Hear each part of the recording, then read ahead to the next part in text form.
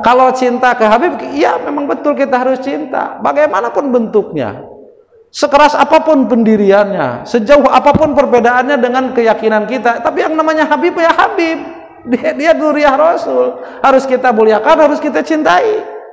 Perkara kita mau ikut beliau atau tidak, ada banyak Habib yang berbeda pendapat. Contoh, Habib Rizik itu berbeda pendapat dengan Habib Lutfi bin Yahya, itu sangat jauh. Ada lagi sekarang Habib Kribo ya, Habib Jen itu jauh, Pak.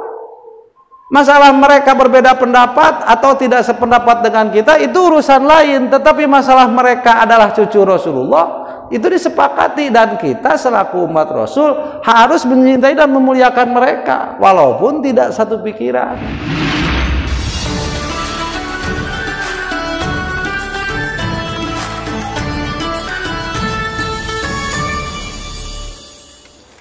Assalamualaikum warahmatullahi wabarakatuh.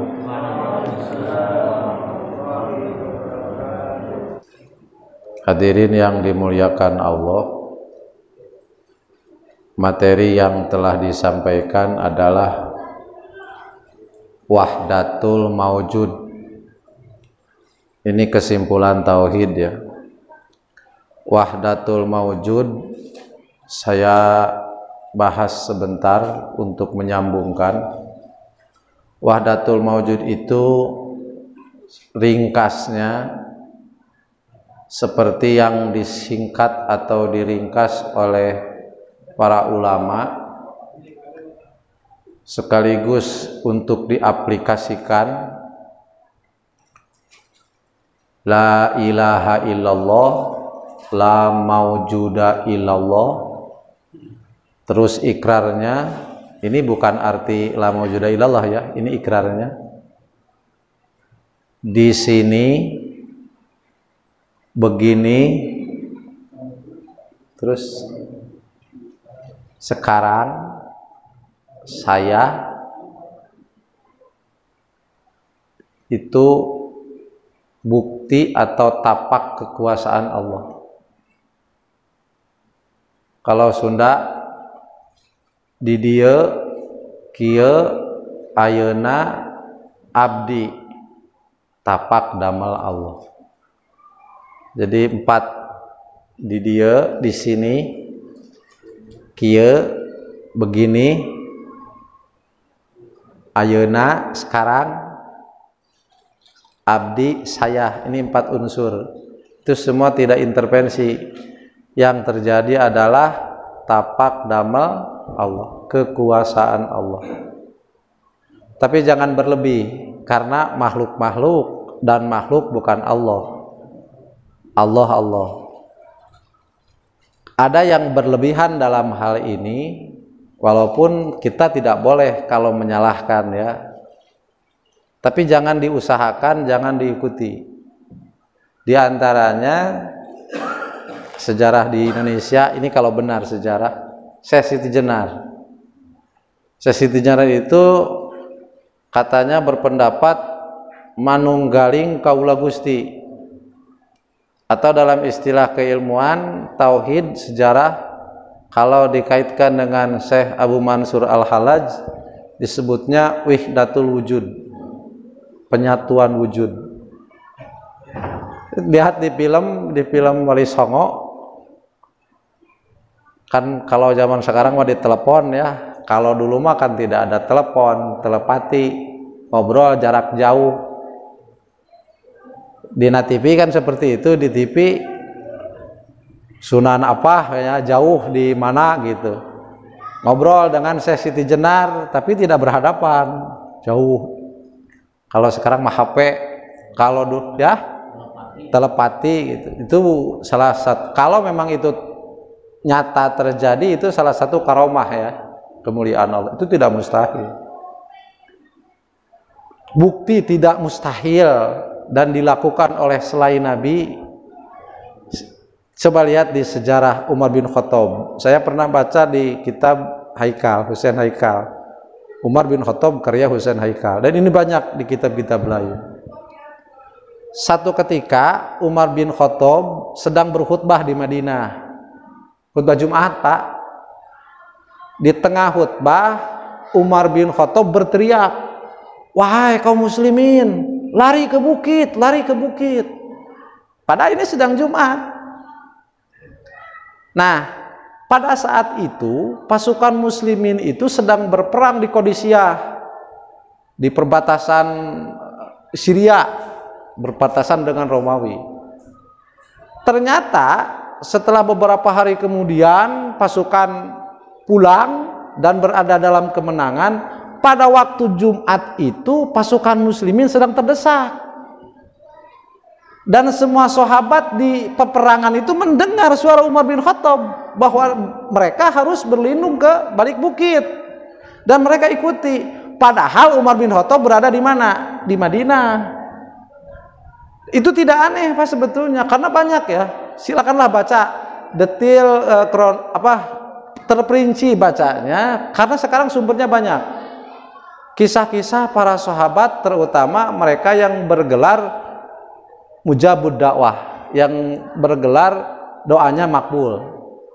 Saya pernah baca juga itu yang diutus oleh Rasul, pasukan Syariah yang tidak diikuti Rasul untuk mengontrol perbatasan, ada beberapa orang, tidak banyak, lalu kehilangan bekal gitu kan, dan banyak lagi lah.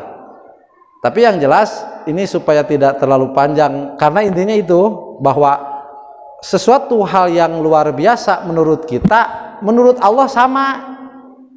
Jadi bagi Allah mah sama saja, yang biasa ciptaan Allah, yang luar biasa juga ciptaan Allah. Luar biasa menurut kita, kalau menurut Allah mah tidak, sama saja, sama gampangnya gitu. Wali Songo ngobrol sama Syekh Siti Jenar, itu di film, kalau di kitab kan pasti nggak ada. Karena Wali Songo itu sejarah yang turun-temurun dari mulut ke mulut dan levelnya lokal gitu. Siapa kamu? Kata wali ini, wali yang benar. Saya Allah, kan begitu Syekh Siti Jenar. Saya Allah katanya. Itu kalau sekarang adanya di aliran kebatinan. Itu. Di dia, di sini, begini, sekarang saya, kekuasaan Allah. Kalau orang yang kenceng ingatnya, dia lupa ke makhluk, termasuk dia lupa kepada dirinya sendiri. Yang ada hanya Allah, tapak damal Allah. Seperti Al-Halaj ditanya, atau dia berkata, ma fil jubah illallah. Tidak ada di jubah ini kecuali Allah. Jubahnya tidak ada, yang ada Allah. Masa Allah berubah menjadi jubah? Kan begitu. Syekh Siti Jenar mengaku saya Tuhan, saya Allah. Nah itu berlebihan. Karena kita makhluk dan kita bukan Allah. Allah itu Tuhan dan Allah bukan makhluk. Makhluk ayah, Allah ayah. Makhluk lain Allah, Allah lain makhluk. Itu syariat. Nah, wali yang sampai begitu, yang sampai pana disebutnya, ya pana itu rusak, dirinya rusak itu, tidak ingat sampai tidak sadar. Kebalikan dari kita, kalau kita tidak ingat kepada Allah karena terhalang makhluk, kalau mereka tidak ingat kepada makhluk terhalang oleh ingat kepada Allah, tapi berlebih, jadi majdub begitu. Maka Syekh Abu Mansur Al-Halaj yang punya pendapat wahdatul mawjud, wahdatul wujud itu, kalau di Syekh Siti Jenar Manunggaling Kaula Gusti itu secara syar'i keluar dari Islam, tapi pada hakikatnya mereka itu mulia di sisi Allah karena sudah tertarik oleh Allah Subhanahu wa taala. Secara hukum mereka itu mulia, tapi untuk mengusahakan seperti itu hukumnya haram, karena dampaknya akan melupakan syariat. Disebutnya itu tingkatan iman ainal yakin. Majdub itu makomnya makom fana, majdub. Beh dia nama sok siga nu gelo jelema nu kitu teh. Tapi ulah jangan orang gila kita sangka begitu ya, ini wali. Kan banyak sekarang mah yang menganggap wali orang gila. Orang gila itu adalah wali. Itu pada saya kemarin kalau sekarang udah lama nggak ada. Di dekat pom bensin itu suka ada yang suka bawa gerobak ya. tasbihnya panjang kan. Saya sering melihat dia mandi di situ, di sana Pak. Itu banyak loh yang nyamperin minta doa, asli. Saya membuktikan sendiri sama Pak Ustadz Aep. Itu cenah wali, cenah gitu. Disebut nate Syekh naon? Ada dah lanihan nate teh Syekh Roda. Syekh Roda. Wali Syekh Roda. Sering melihat orang Cibungur, orang Ciwangi berhenti ngasih duit, ngasih makanan, lalu minta didoakan. Ya, dia mendoakan. Saya samperin, ngobrol. Ya namanya orang gila tuh. Walaupun memang ada keanehan orang gila. Orang gila biasanya bau ya. Ini enggak ini. Dan walaupun dia, kalaupun memang wali, dan tidak mustahil seperti itu jangan diikuti. Karena itu wali majrub. Kelakuannya pasti tidak sesuai syariat.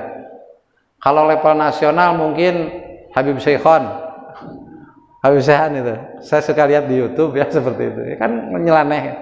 Itu jangan dijadikan rujukan. Kalau cinta ke Habib, ya memang betul kita harus cinta. Bagaimanapun bentuknya, sekeras apapun pendiriannya, sejauh apapun perbedaannya dengan keyakinan kita. Tapi yang namanya Habib ya Habib. Dia dzurriyyah Rasul. Harus kita muliakan, harus kita cintai. Perkara kita mau ikut beliau atau tidak, ada banyak Habib yang berbeda pendapat. Contoh, Habib Rizik itu berbeda pendapat dengan Habib Lutfi bin Yahya, itu sangat jauh. Ada lagi sekarang Habib Kribo ya, Habib Jen itu. Jauh, Pak. Masalah mereka berbeda pendapat atau tidak sependapat dengan kita itu urusan lain, tetapi masalah mereka adalah cucu Rasulullah, itu disepakati dan kita selaku umat Rasul harus mencintai dan memuliakan mereka walaupun tidak satu pikiran. Gitu. Nah, ketika habaib atau para wali atau soalnya wali songo juga habaib sebetulnya itu Pak, habaib itu sebetulnya karena sanad mereka atau apa istilahnya susunan keluarga mereka itu sampai kepada Rasulullah. Itu semua wali songo itu habaib sebetulnya itu. Nah, ketika berlebih seperti itu, kalau hasil diusahakan, hasil mujahadah, hasil dzikir dan sebagainya lah, mengikuti torekoh tertentu, itu hukumnya haram kalau sampai ke situ. Tapi meyakini bahwa di sini tuh bukan di tempat masjid, benteng, bukan itu ya maksudnya. Lebih jauhnya di sini itu di ruang sapaseun awak urang. Kokosong lolowong sapaseun awak urang. Tempat ini kan kalau makhluk, kalau jirim itu membutuhkan kosong ya, sesuatu yang membutuhkan ruang yang kita tempati itu tidak ada ruang kosong sepas badan kita itu karena terisi oleh tubuh kita. Di dia kieu teh keur kieu we kitu kumaha tuh kieu teh hese nyebah hese ngajelaskeun anak kieu teh da kieu di antara jalmi teh beda-beda. Kieu teh keur cager, kieu teh keur gering, kieu teh keur bingung, ai palebah bingung masih gana teh sarua nya, palebah keur butuh cager, nu gering mah nu butuh duit, nu boga bayareun mah. Rupa-rupa we. Ayeuna lain kamari da geus eueuh, lain isukan lain engke da can aya. Ayeuna nu keur nyata abdi teh ieu jirim jeung jisim ieu teh sadayana ge tapak damel Allah, waktuna menang nyeun Allah, tempatna menang nyeun Allah, urangna menang nyeun Allah, kajadian kieuna tapak damel Allah, tidak ada yang intervensi. Nah, setelah menyadari berkeyakinan seperti itu, lalu mengetahui meyakini sifat Allah dan lain sebagainya seperti yang dijelaskan gitu ya, sampai pada ikrar seperti itu, lalu kita harus bertanya, setelah di sini kita tapak damal Allah, lalu mau apa? Nah itu, makanya ada kalimat thayyibah yang kedua, la ilaha illallah, la ma'buda illallah. Kedua, yang pertama la maujuda illallah, yang kedua la ma'buda illallah. Ikrarna kieu Pak Sunda ya. Nadamal Allah nu ieu abdi bakti kadat Allah begitu. Ikrarna teh kitu. Nadamal Allah nu ieu abdi bakti kadat Allah. Ketika kita menyadari bahwa kita tapak kudrat Allah, lalu setelah menyadari kita tapak dabal buah karya Allah, kita beribadah atau kita berbakti kepada Allah. Tiap waktu ingat kalau tiap waktu eta diniatan rek ibadah ka Allah. Teu aya nu diibadahan salian tidak pangeran, mun aya nu diibadahan lian Allah eta musyrikin. Kitu nadongna teh. Nah, persoalannya sekarang ibadah. Mana mah genah wae nya, keron euy ibadah cenah. Ai naon ai ibadah teh atuh? Salat dan usaha ge sok disebut ibadah. Sosonoan jeung pamajikan sok disebut ibadah, Pak. Ya. Naon atuh ai ibadah teh sebenarnya? Itu ibadah tuh dalam kitab Tathhirul Jinan ada dua menurutnya Pak. Satu menurut lugot bahasa, yang kedua menurut istilah syara. Ibadah menurut lugot adalah definisinya ya, pengertiannya goyatul hubi wat tadalluli. Kalau menurut Sunda terjemahnya begini, pameakan rasa cinta jeung rasa hina. Itu ibadah teh kitu cenah. Penghabisan rasa cinta dan rasa hina. Kita tidak mencintai secinta-cintanya hanya kepada Allah, dan kita tidak merasa hina sehina-hinanya kecuali di hadapan Allah. Orang yang mencintai sepenuh jiwa, cinta nepi ka kabawa kana ngising paribasana, jeung ngarasa hina nepi ka teu boga harga saeutik-eutik acan ka Gusti Allah, eta jelema ibadah ka Allah.